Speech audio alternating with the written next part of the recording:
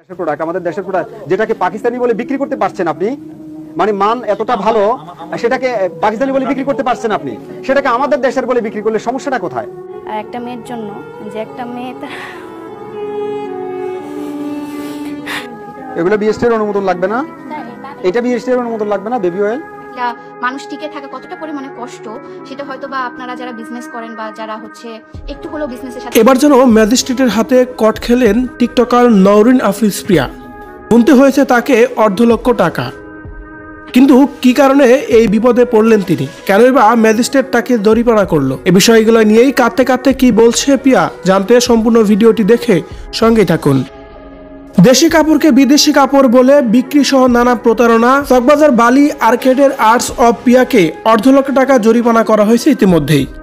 চট্টগ্রাম নগরীর চকবাজার বালি আর্কেডের অবস্থিত আর্টস অব পিয়া নামের পোশাকের দোকানে দেশি কাপড় বিদেশি কাপড় বলে বিক্রির দায়ে আর্টস অব পিয়াকে $250,000 টাকা জরিমানা করেছে ভোক্তা অধিকার।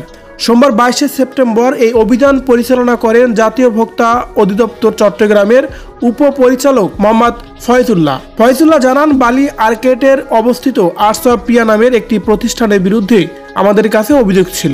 অনলাইনে অর্ডারের টাকা নিয়ে পণ্য দেয়নি, এমনকি তিনি সেই অর্ডারের যে চার্জ নিয়েছেন সেটাও ফেরত দেয়নি। এই অভিযোগের শুনানির জন্য তাদের ফোনে না পাওয়ায় সরাসরি এসেছি আমরা। এখানে এসে দেখলাম তারা পাকিস্তানি লন কাপড় বিক্রি করছে, কিন্তু সেটা যে পাকিস্তানি পণ্য সেটার কোনো প্রমাণ তারা দেখাতে পারেনি। অর্থাৎ দেশি পণ্য বিদেশি বলে প্রতারণার আশ্রয় নিচ্ছেন তারা।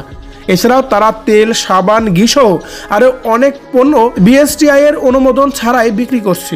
এমনকি কিছু পণ্যের গায়ে কোনো লেবেলই নেই। এসব অপরাধে তাদের বিরুদ্ধে $50,000 টাকা অর্থদণ্ড করা হয়েছে। প্রতিষ্ঠানটিকে আমরা তদারকিতে রাখব। ভবিষ্যতে তারা যদি এমন কাজ করেন তাহলে কঠোর আইনগত ব্যবস্থা নেওয়া হবে। আর এই বিষয়টির ভিডিও এখন সোশ্যাল মিডিয়ায় ভাইরাল। ভোক্তা অধিকার দেওয়ার দোকানে রেড দেওয়ার পরিপ্রেক্ষিতে নওরিন আফরোজ প্রিয়া লাইভ এসে বলেন, আমার সাথে অন্যায় করা হয়েছে। কারো প্ররোচনায় পড়ে ভোক্তা অধিকার আমার দোকানে এসে অন্যায়ভাবে আমাকে ফাঁসিয়েছে। আমার ব্যবসার নাম ক্ষুণ্ণ করেছে তারা। কিছু মানুষ আছে যারা চাচ্ছে যেন আমি ডেবে যাই, যার কারণে আমার ব্যবসার নামকে দুর্নামে পরিণত করার জন্যই এইসব কাজ করা হয়েছে।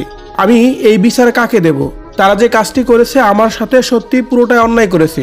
প্রথমে আমার দোকানে গিয়ে আমার কোনো প্রকার ভুল পায়নি, যার কারণে তারা এমনিতেই মন গড়া একটা ভুল ধরে চলে এসে আমাকে অর্থদণ্ড করা হয়েছে। এভাবে যেন অভিযোগ তুলে লাইভ এসে কথাগুলো বলছিলেন টিকটকার নওরিন আফরিজ প্রিয়া।